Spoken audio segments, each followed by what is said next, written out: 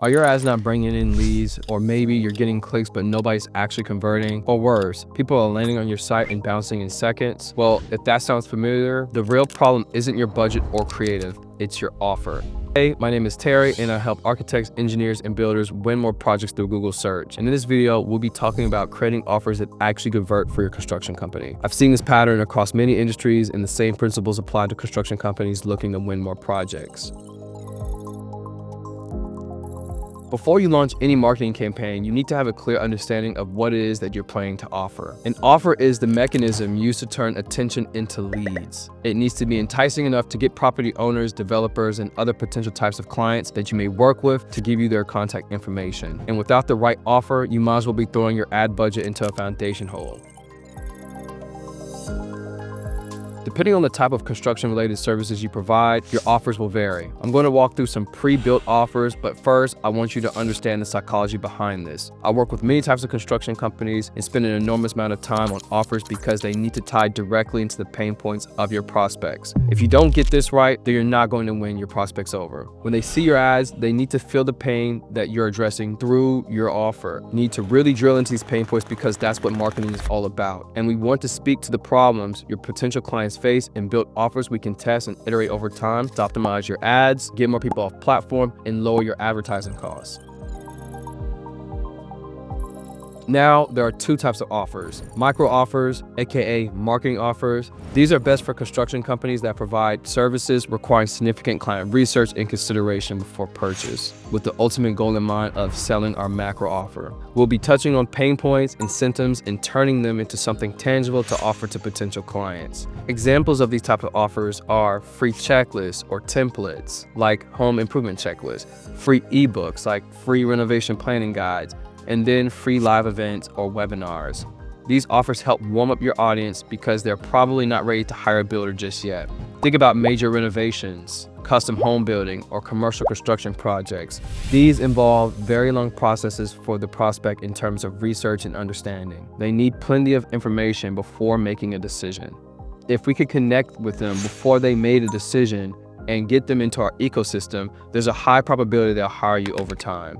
This works best for companies that offer specialized services or anything with a very long conversion cycle where clients need substantial convincing before hiring a construction company to do a job. I want you to always remember that marketing and sales in this space is about the long-term game. Not everyone will be able to work with you right away, and having micro offers in place will position your firm to win. Now, the other type of offer is the macro offer, aka the business offer. These are the vehicles that begin with the exchange of value for dollars. This type of offer generates a conversation with your prospect that directly leads to hiring your construction company. Examples of these types include free consultations, wedge offers, and then paid consultations, and then you can have something like a preliminary cost estimator. If prospects opt in for these offers, we can have a conversation with them, or they understand it will lead to a conversation about your services. With all this being said, I would think about it in terms of step A, get them through the door through your offer by exchanging some sort of value for free, and then step B, move them up by offering your core services to them. The best offers focus on your target clients' biggest pain points. This is crucial because marketing isn't about you, it's about them. It's about what they're going through, their pain points, experiences, fears, anxieties, what keeps them up at night, and what is it that they truly want. This approach keeps your campaigns focused on them and not you. It's extremely important that all your ads and marketing speak directly to your prospect. When crafting our wording and messaging, it's never we, it's always you. It's never I, it's always you. And here's the harsh truth: people don't care about you.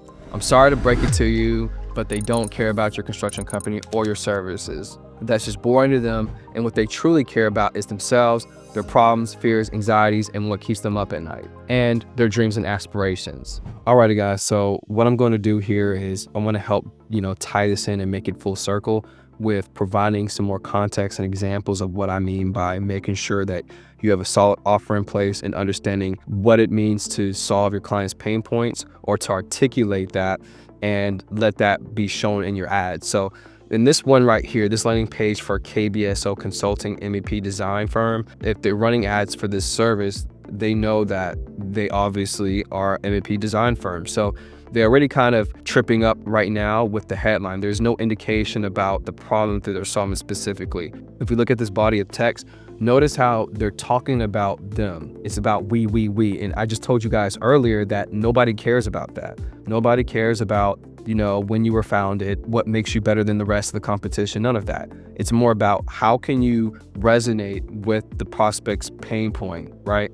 And then we have a call to action that says contact us, but there's no context on why they should be contacted, right? There's nothing in here that I read where it stings, where it's like, that's a pain point.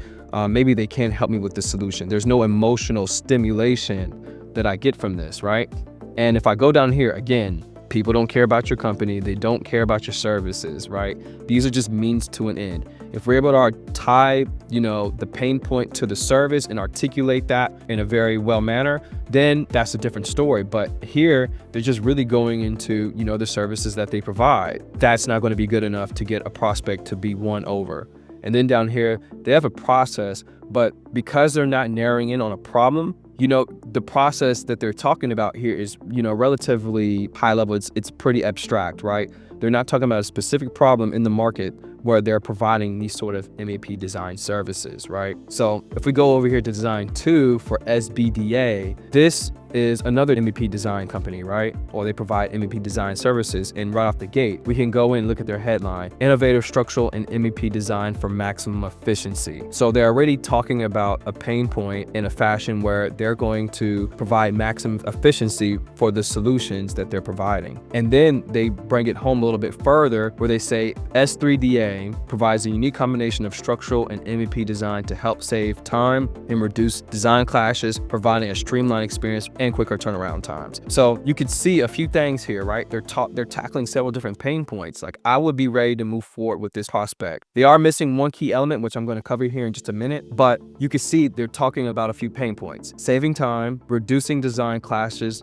project management related things, and then streamlining the experience and most desired benefit, right? Which is quicker turnaround times. Now, they have this field here, which is great, where they can provide the information, email, phone number. It's all right here. In our previous example, they're taken to a separate page. We don't want that. We want them to stay on the same page where they can provide the information. And if you want, you could also, provide the service in which you're looking to get a solution for. We want those details. So then when a sales rep calls and follows up, well, now we have the context about the service and then a description about what that service is, right? Now, how they can make this information better above the fold is essentially them tying in with the offer that's going to push the needle over, right? Which is what I was saying earlier about having micro offers or macro offers in place depending on the problem that you are solving. And in here, they don't really have that. They just say, hey, you know what? Submit your information. Great. If you want to find out more, here's more about us. Again, what I was telling you guys earlier, people do not care about what it is that you do and per se, and then, who it is that you are, right? People just care about their pain points and somebody to provide a solution. So they gave a brief description, which is okay, but keep it in mind that you want to get straight into the meat of things, right? Show off some social proof of projects that you've worked on. Maybe have logos of previous clients that you've worked with. Okay, yeah, there's some things again about them, which is cool to, maybe add some filler space. But again, we want to keep it on topic about, what is the work that we do? What are some of the problems that we solve? Who have we helped in the past, right?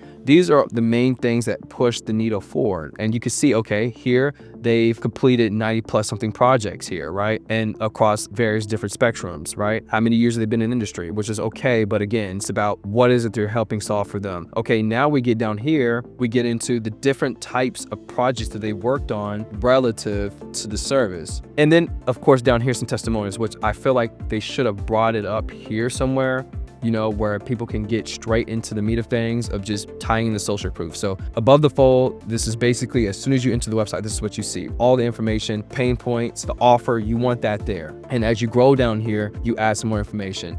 They could get rid of the blog articles and so forth, but this information here is not totally relevant to what our main offer is, right? We want to keep everything tied into what is the pain point that we're solving, what is the offer that we're trying to provide. So going back to my point earlier about how they can make this better is tying some sort of offer to this. So a macro offer example might be, hey, book a free consultation. There's no free consultation here. It's just find out more, submit your information. If we want to compel somebody to give us their information, because again, this is about the long term. You're not necessarily looking for something immediate. You want to build and nurture relationships, and you would do that that through other means, which I'll cover in another video. But all in all is we need something in place, a mechanism to push the needle forward, right? And if that's not in place, you're going to have a hard time converting prospects because there's no incentive for them to do so, versus maybe another competitor that is providing those services and is providing an offer. Well, now they're losing money, right? They're putting money on the table and somebody else is taking it up. So, if you found this video helpful, please like, comment, and subscribe, and share this to somebody that you feel like would gain a lot of value out of this and also runs a, architecture, construction, or engineering company.